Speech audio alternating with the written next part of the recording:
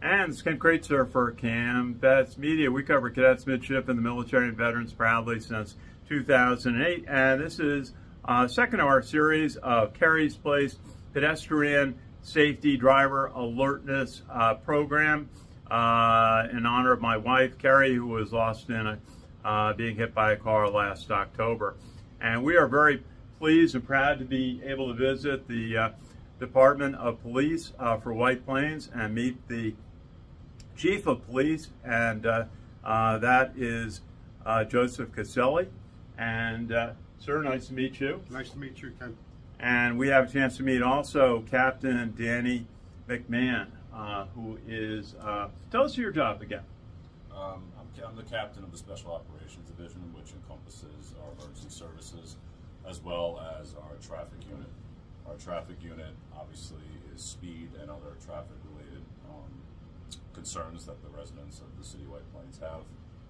We have motorcycle officers and anything else that would be able to deploy to meet any traffic concerns or complaints. Very good. Great. Appreciate the chance to talk with you. Now let's talk with the Chief, and Chief Castelli, we appreciate the work of your department, especially today responding to Kerri's accident. What are some of the top of mind thoughts you have about pedestrian safety, pedestrians being alert, wearing light colored clothing, especially, at night, and with its daylight savings time creating a pre-dawn darkness, like 6 to 7 a.m. now is a challenge. What are some of your high-level thoughts on advice to pedestrians to stay safe? Yeah, thank you, Ken. I certainly think that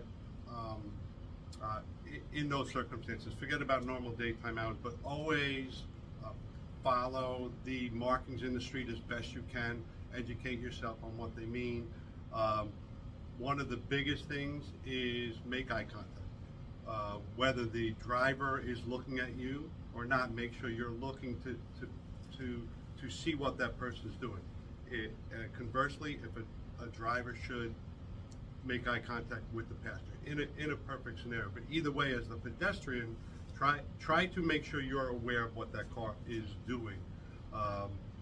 At night, early morning, pedestrians and/or joggers, but particularly joggers, you're moving a little faster.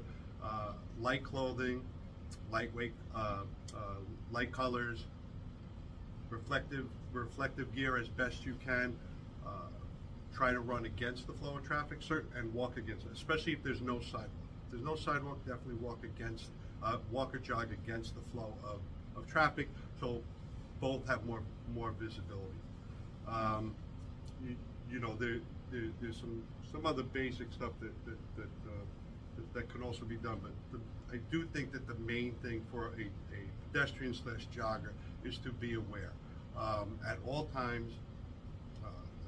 The use of earbuds and headphones is great, but it limits one of your senses, that the sound. If somebody's beeping or there's other indications in the area, you may not hear that. So I'm not going to outright say don't use them, but use them responsibly. Put them at a level where you can still hear the noises and maybe some of the warning signs going on around you. Very good. And there's been studies about the impact of darkness on safety, and now with daylight savings time changing, dawn is later, more like 7 a.m. instead of 6, and people don't change their schedules because of that. And then in the evening as well, we have, in White Plains, a lot of people out walking their dogs and taking children to school or waiting for buses. I see every day. What are, again, some of the keys in dealing with darkness? Is it better maybe just to try to, jog on a treadmill at night if you have to, or is it just wearing a reflective vest a key? Well, I think it's somewhat your comfort level. I mean, if you're in a residential area and there's not much vehicular traffic and you want to run, it's what your comfort level is and what your experience is in that area. Certainly, you can always run on a treadmill, go to a gym at night.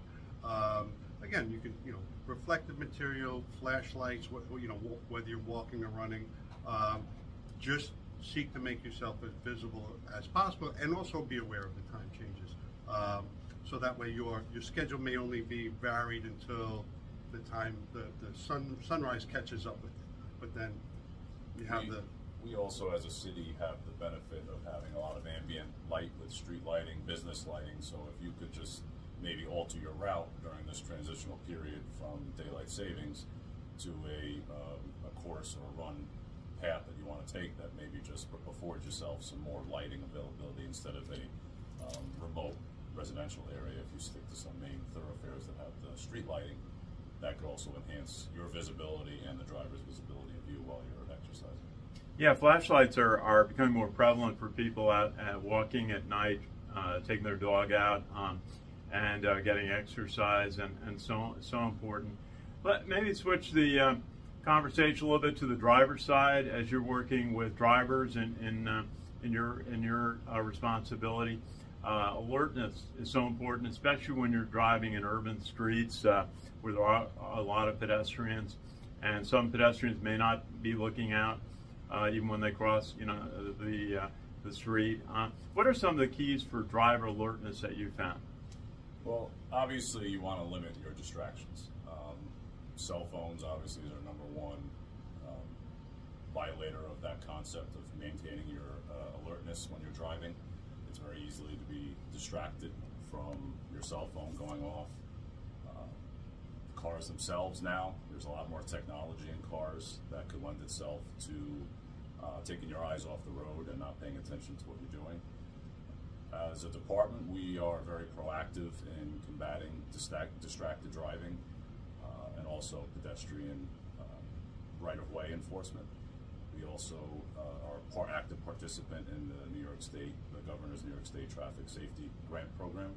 So there's dedicated, I don't know off the top of my head which weeks they are, but there are dedicated weeks that it's a statewide effort to combat distracted driving and making sure that drivers are yielding to pedestrians in crosswalks, etc. And outside of that, it is one of the main focuses of my unit is to make sure that drivers are attentive to what they're doing for obviously pedestrian safety, just the overall safety for operators and drivers by reducing accidents, that reduces injuries. So it is an ongoing effort that we are active participants in. And certainly having pedestrians be alert when they cross the street, obviously avoiding jaywalking. But even I've seen, in the wintertime, people with hoods on, they lose their peripheral vision when they have a hood on. I see some just keep looking straight ahead. And, the military talks about operational awareness 360 degrees around you. And I think, is that something pedestrians need to keep in mind when they're crossing a street?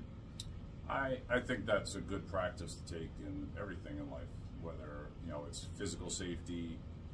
You should just be aware of your surroundings. And like the chief had mentioned, as technology advances, there's a lot of pluses, but there's a lot of drawbacks. Putting earbuds in, or just you see a lot of times people just walking, looking at their phone. They're not paying attention to where they're walking, and they're not paying attention to any personal safety, personal space issues. So I just think it's a good practice to make sure that you don't put yourself at any sort of disadvantage, with toys and technology by taking away, like the chief said, your auditory, by putting your music in your earbuds way too loud that you can't hear traffic, and just visually not looking where you're going or what's around you and what's happening. So very good. And if I could just add, it is a combination. So it is the driver and the pedestrian constantly being aware.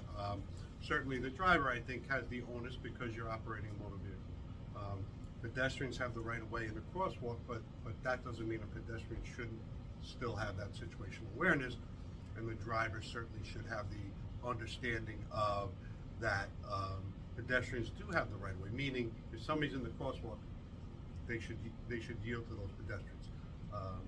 We recommend pedestrians follow the indicators for when to walk and not walk. That's part of the safety process, that if you follow that, you will be more safe. Drivers should be aware, again, of blind spots in their cars, know your car, so that way you're not catching somebody in a blind spot. You know, and again, urban areas and high density areas, they should just take that. Everybody should just take that much more care when they come into the street. We don't recommend crossing it other than corners that are marked. You know, that's what they're there for. So I do think it's a combined effort of the responsibility of drivers and certainly pedestrians. Very good, Captain McMahon. Final thought for us today? No, I think, like the Chief said, it is a partnership. You know, the driver's responsibility and also people on the street should just work together to make sure that everybody goes home safe the way they left in the morning. Absolutely. And Chief, I'll let you close. You know, we talked a little bit about the impact of electric vehicles. They're quieter. You don't hear them in parking lots even. And any final considerations? Obviously, drivers just have to be alert. I always kind of look left to right, look from one curb to the other and then back before I cross the street in an urban area. A final thought for us? Yeah, I would agree. Again, I think what the captain said, that situational awareness, that phrase that we use all the time, it applies. The pedestrian certainly has rights, but when it comes to pedestrian versus car, obviously you know where the risk is. Maintain that eye contact. Be aware. I can't tell you the number of times we see people just, as you said, using the first aid, earphones in, hood on, and they have the crosswalk, so they just keep going, you know, and they don't look, and it could be a turning lane, and that's where the danger increases, and we see that a lot. They said, especially now, you mentioned electric vehicles, they are not as loud or noticeable until they get closer. Again, that's a responsibility of the driver to understand, and also, but then the pedestrian. There's plenty of places you can find this information. The National Highway Safety Board, New York State Governor's Traffic Safety Commission. You're looking for resources and more tips, just Google traffic safety, pedestrian safety, driver safety. It's very searchable and findable and good information. Well, gentlemen, thank you both for your time and your expertise and what you do to keep everyone here in White Plains safe. And I just want to say thank you, Captain Danny McMahon and Chief of Police Joseph Castelli for the City of White Plains. Thank you both for what you do in joining us today. And again, it's Kerri Kraetzer for Kerri's Place Pedestrian Safety Driver Alertness Initiative. On behalf of Cam Vets Media, we cover cadets, midshipmen, military veterans, and proudly since 2008. Thanks for watching.